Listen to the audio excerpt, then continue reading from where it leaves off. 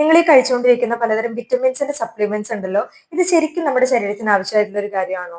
കാരണം പല ആളുകളും പറയുന്നത് കേൾക്കാം, ഞാൻ calcium, vitamin D, multi vitamin, omega 3 എന്നീ പറയുന്ന പല കാര്യങ്ങളും നിത്യമായിട്ട് കഴിച്ചു വരാറുണ്ട്. അതുകൊണ്ട് എന്റെ ശരീരത്തിൽ വൈറ്റമിൻസ് കുറഞ്ഞു വരില്ലല്ലോ എന്നുള്ളൊരു ഡൗട്ട്. നിങ്ങളൊരു കാര്യം മനസ്സിലാക്കണം, നമ്മളൊരു 50-60 വയസ്സ് കഴിയുന്ന സമയത്തുണ്ടല്ലോ നമ്മുടെ ശരീരത്തില് ധാരാളം മാറ്റങ്ങൾ സംഭവിക്കും. അതായത് വൃക്കയുടെ പ്രവർത്തനം പതുക്കെ കുറയും, കരളിന്റെ പ്രവർത്തനം പതുക്കെ കുറയും, ദഹനം കുറച്ചും കൂടി മന്ദഗതിയിലാകും.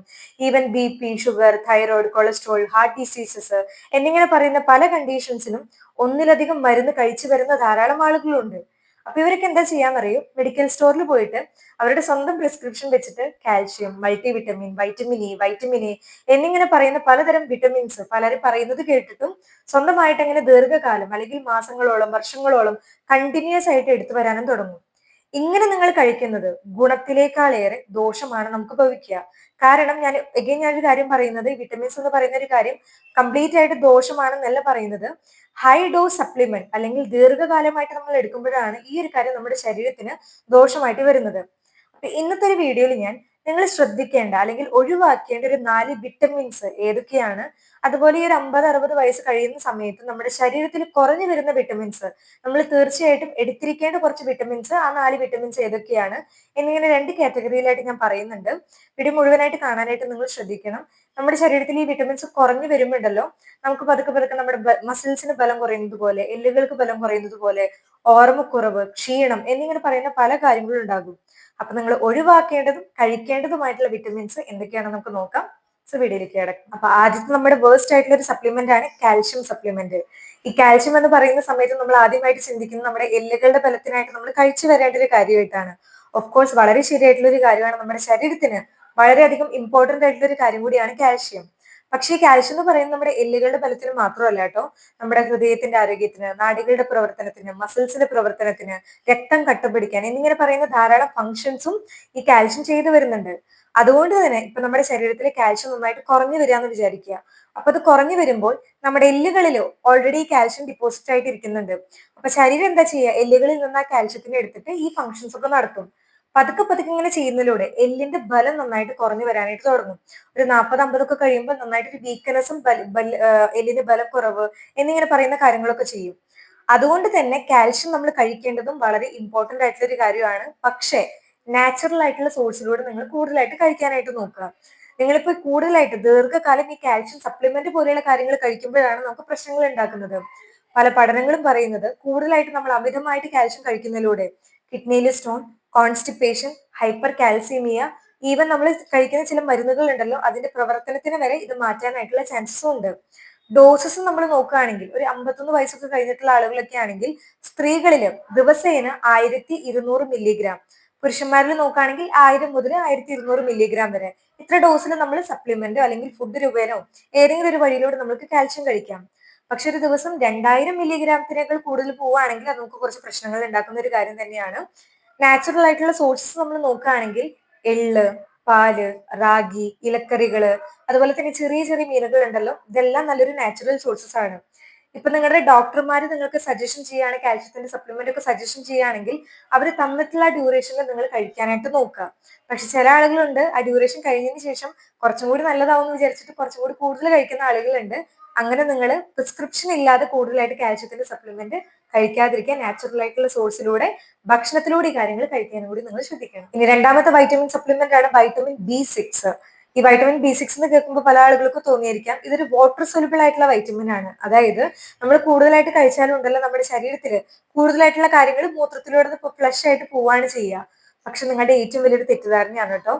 ഈ B6ന്റെ റോൾ എന്താണെന്നറിയോ? ശരിക്കും പറഞ്ഞാൽ നമ്മുടെ നാഡികളുടെ പ്രവർത്തനത്തിനും പ്രതിരോധ ശേഷി നന്നായിട്ട് കൂട്ടാനും പ്രോട്ടീൻ, നമ്മൾ കഴിച്ച പ്രോട്ടീന്റെ മെറ്റബോളിസം, ഈ പറയുന്ന കാര്യത്തിനൊക്കെ B6 വളരെയധികം ഇമ്പോർട്ടന്റ് ആണ്. പക്ഷെ ഒരു വ്യക്തി വർഷങ്ങളായിട്ട്, മാസങ്ങളായിട്ട്, ദീർഘകാലമായിട്ട് ഇത്തരത്തിലുള്ള B6ന്റെ സപ്ലിമെന്റ് എടുത്തു കഴിഞ്ഞു കഴിഞ്ഞാൽ നമ്മുടെ നാഡികൾ വരെ അത് ബാധിക്കാനുള്ള ചാൻസസ് ഉണ്ട്. അതെങ്ങനെ മനസ്സിലാക്കാന്നറിയോ? നമ്മള് ഇപ്പൊ മൾട്ടിവിറ്റമിൻ ഒക്കെ പറയുന്ന കാര്യങ്ങൾ വർഷങ്ങളായിട്ട് മൾട്ടിവിറ്റമിൻസ് എടുക്കുന്നവരുണ്ട്. ഈ മൾട്ടിവിറ്റമിന്റെ പിന്നിൽ നിങ്ങൾ ആ കണ്ടന്റ് നോക്കിയാൽ അറിയാൻ പറ്റും. അതിൽ വൈറ്റമിൻ B6ന്റെ കണ്ടന്റ് മെൻഷൻ ചെയ്തിട്ടുണ്ടാകും. അപ്പൊ നിങ്ങൾ കൃത്യമായിട്ട് ഇങ്ങനെ കഴിച്ചുകൊണ്ടിരിക്കുകയാണെങ്കിൽ എന്തൊക്കെ ലക്ഷണങ്ങളാണ് കാണാൻ നോക്കാം. കൂടുതലായി കഴിഞ്ഞു കഴിഞ്ഞാൽ നമ്മുടെ കയ്യിലും കാലിലൊക്കെ നന്നായിട്ട് ഒരു മരവിപ്പ് പോലെ തോന്നും. അതുപോലെ തന്നെ നമ്മുടെ കയ്യിലൊക്കെ സൂചി കുത്തുന്നത് പോലെ കയ്യിൽ ഗ്രിപ്പ് നന്നായിട്ട് പോവാ, ജസ്റ്റ് ഒന്ന് തല കറങ്ങുന്നത് പോലെ എന്നിങ്ങനെ പറയുന്ന ധാരാളം ലക്ഷണങ്ങളാണ് നമുക്ക് കാണാനായിട്ട് പറ്റുക. ഡോസ് നമ്മൾ നോക്കുകയാണെങ്കിൽ ഉണ്ടല്ലോ, ഒരു ദിവസത്തിൽ പുരുഷന്റെ കേസ് എടുക്കുകയാണെങ്കിൽ 1.7 മില്ലിഗ്രാം ഇത്ര അളവിൽ നമുക്ക് നമ്മുടെ ശരീരത്തിൽ പോയാൽ മതി വൈറ്റമിൻ B6. സ്ത്രീകളുടെ കേസ് എടുക്കുകയാണെങ്കിൽ 1.5 മില്ലിഗ്രാം ഇത്ര അളവിലാണ് നമുക്ക് ദിവസേന വൈറ്റമിൻ B6ന്റെ അളവ് വേണ്ടത്. നാച്ചുറൽ ആയിട്ടുള്ള കുറച്ച് സോഴ്സസ് നോക്കി കഴിഞ്ഞു കഴിഞ്ഞാൽ ഈ ഫിഷ്, മീൻ, ഇറച്ചി, പൊട്ടറ്റോ, കടല, പരിപ്പ്, ഈ പറയുന്ന കാര്യത്തിലൊക്കെ നമുക്ക് അത്യാവശ്യം നല്ല രീതിയിൽ വൈറ്റമിൻ B6ന്റെ അളവ് കിട്ടും. അപ്പോ നിങ്ങൾ ഇന്ന് തന്നെ ചെക്ക് ചെയ്യുക. നിങ്ങൾ എന്തെങ്കിലും മൾട്ടിവിറ്റമിൻസ് ഒക്കെ വർഷങ്ങളായിട്ട് എടുത്തുകൊണ്ടിരിക്കുന്നവരാണെങ്കിൽ അതിന്റെ പിന്നിൽ കണ്ടന്റ് എത്രയുണ്ട്. അതുപോലെ നമ്മൾ നിത്യേന ഈ പരിപ്പും കടലയൊക്കെ കഴിച്ചുകൊണ്ടിരിക്കുന്നവരാണ്, ഇതിലും അത്യാവശ്യത്തിനുള്ള വൈറ്റമിൻ B6 നമുക്ക് കിട്ടും. അപ്പൊ ഈ രണ്ടും കൂടി കോമ്പിനേഷൻ ആയാലും എന്താ ഉണ്ടാകുക, ഓവർഡോസ് ആവുകയാണ് ചെയ്യുക. അപ്പൊ വർഷങ്ങളായിട്ട് എടുത്തുകൊണ്ടിരിക്കുന്നുണ്ടെങ്കിൽ വിറ്റമിൻസ് കഴിച്ചിട്ട് നിങ്ങൾക്ക് യാതൊരു പ്രയോജനം ഇല്ലെന്നുണ്ടെങ്കിലും ഈ പറയുന്ന കാര്യങ്ങൾ കൊണ്ടൊക്കെ ആയിരിക്കാം. പിന്നെ ഇപ്പൊ നിങ്ങൾ വിറ്റമിൻസിന്റെ സപ്ലിമെന്റ് നിർത്തിയാൽ പോലും കുറച്ച് ആളുകൾക്ക് കുറച്ച് മാസങ്ങൾ എടുക്കും ഈ ശരീരത്തിലുള്ള എക്സസീവ് ആയിട്ടുള്ള കാര്യങ്ങൾ പുറത്തു പോകാനായിട്ട്. അപ്പൊ ആ ഒരു കാര്യം കൂടി നിങ്ങൾ ശ്രദ്ധിക്കും. ഇനി അടുത്തതാണ് ഏറ്റവും കൂടുതൽ തെറ്റിദ്ധരിക്കപ്പെട്ടിട്ടുള്ള ഒരു സപ്ലിമെന്റ്, അയേൺ സപ്ലിമെന്റ്. ശരിക്കും ഇതൊരു വിറ്റമിൻ അല്ല കേട്ടോ, ഇതൊരു മിനറൽ ആണ്. നിങ്ങൾ പലരും ശ്രദ്ധിച്ചിട്ടുണ്ടാകും, ചെറിയൊരു തലകറക്കം വന്നു അല്ലെങ്കിൽ ചെറുതായിട്ടൊരു ക്ഷീണം വന്നു കഴിഞ്ഞാൽ നേരെ മെഡിക്കൽ സ്റ്റോറിൽ പോകും, അയേൺ സപ്ലിമെന്റ് വാങ്ങും, സ്റ്റാർട്ട് ചെയ്യാനായിട്ട് തുടങ്ങും. ഈ അയേൺ എന്ന് പറയുന്ന ഒരു കാര്യത്തിന് മെയിൻ ആയിട്ടുള്ള ഫംഗ്ഷൻ എന്താണെന്നറിയോ?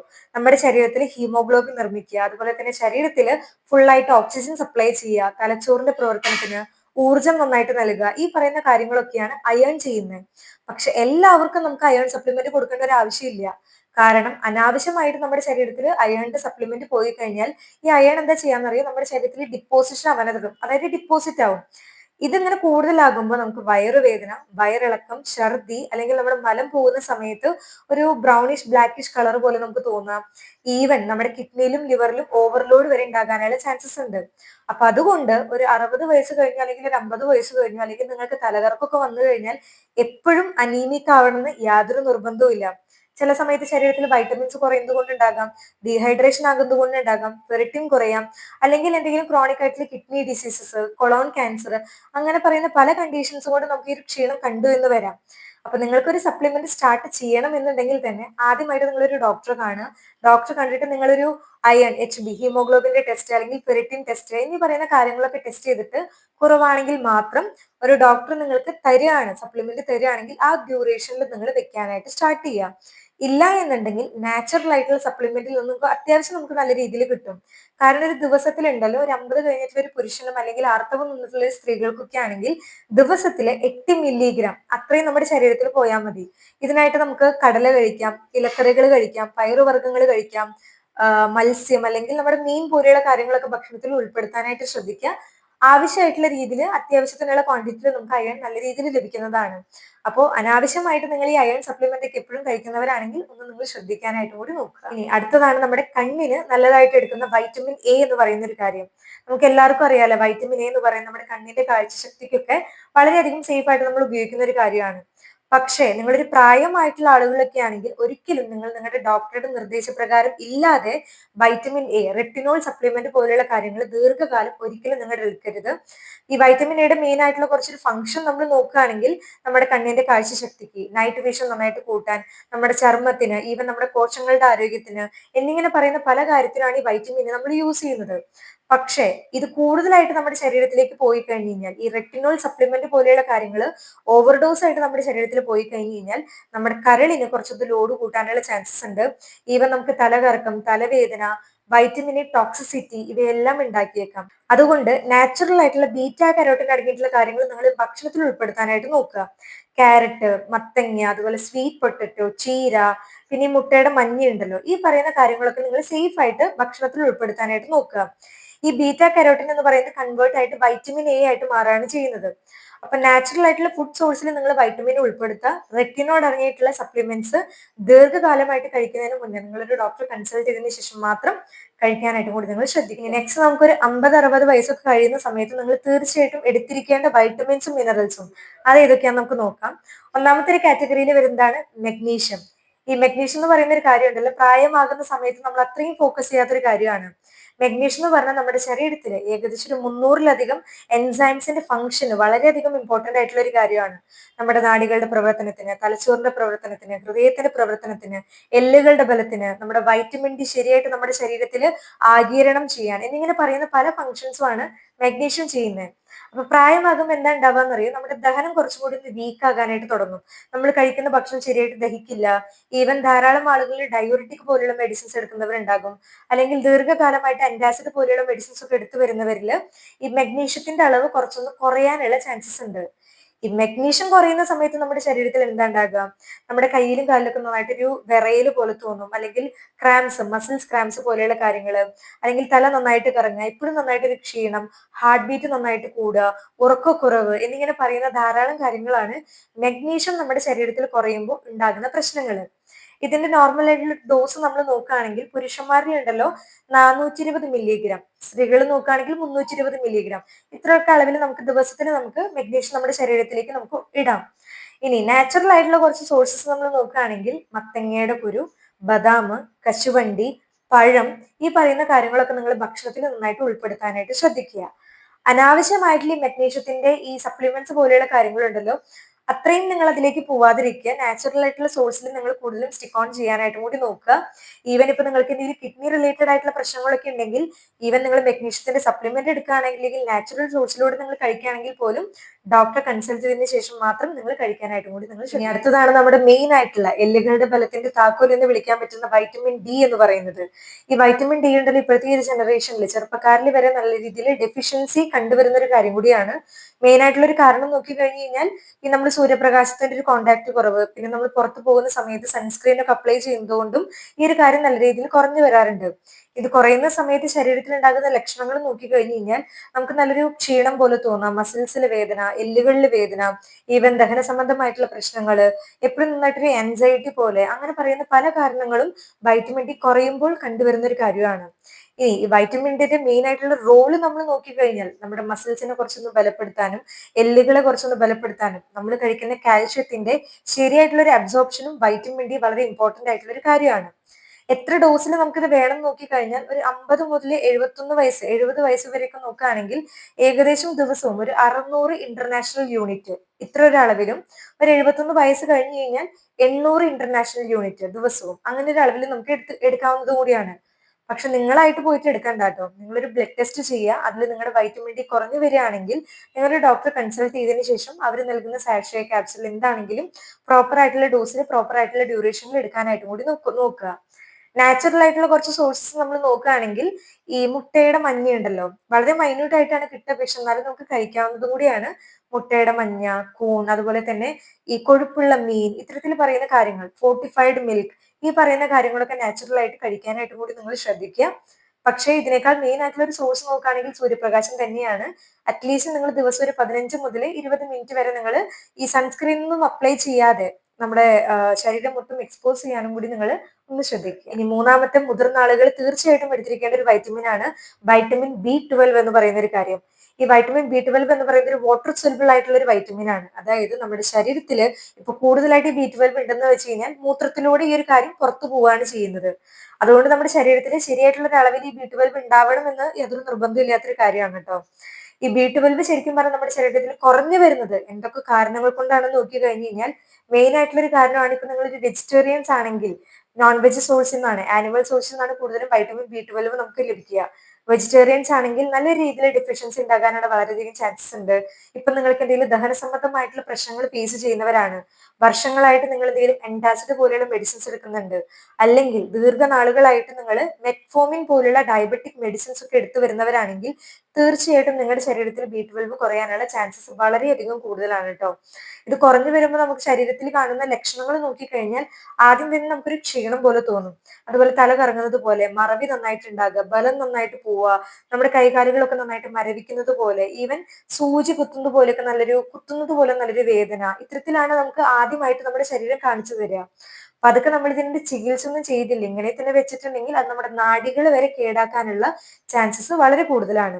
അപ്പൊ അതുകൊണ്ട് ഒരു 6 മാസം കൂടുന്ന സമയത്ത് അല്ലെങ്കിൽ ഒരു വർഷത്തിനിടയ്ക്ക് നിങ്ങളൊരു വൈറ്റമിൻ D B12 പോലെയുള്ള ബ്ലഡ് ടെസ്റ്റുകൾ ചെയ്യുന്നത് വളരെ നല്ലതായിരിക്കും. കാരണം ഇത് കുറയുമ്പോൾ നമുക്ക് അതിനനുസരിച്ചുള്ള ഒരു ഡോക്ടറെ കണ്ടിട്ട് പ്രോപ്പർ ആയിട്ടുള്ള അതിനുള്ള ഒരു മെഡിസിൻസ് അല്ലെങ്കിൽ ഡ്രോപ്പ് പോലെയുള്ള കാര്യങ്ങളൊക്കെ ചെയ്യുന്നത്, ഡ്രിപ്പ് പോലെയുള്ള കാര്യങ്ങളൊക്കെ ചെയ്യുന്നത് മെയിൻറ്റെയിൻ ചെയ്യാനായിട്ട് നല്ലതായിരിക്കും കേട്ടോ. പക്ഷെ നാച്ചുറൽ ആയിട്ടുള്ള ഒരു സോഴ്സ് നമ്മൾ നോക്കുകയാണെങ്കിൽ മെയിൻ ആയിട്ട് ആനിമൽ സോഴ്സ് തന്നെയാണ് ഞാൻ കൂടുതലായിട്ട് പറയുക. അതായത് മീൻ, മുട്ട, ഈ ചിക്കന്റെ കരള് പോലെയുള്ള കാര്യങ്ങള്, പാല്, അത്തരത്തിലുള്ള കാര്യങ്ങളൊക്കെ കൂടുതലായിട്ട് കഴിക്കാനായിട്ട് നിങ്ങൾ ശ്രദ്ധിക്കുക. നാച്ചുറൽ ആയിട്ടുള്ള സോഴ്സിന് വേണ്ടി. ഇനി അവസാനത്തെയാണ് ഒമേഗ 3.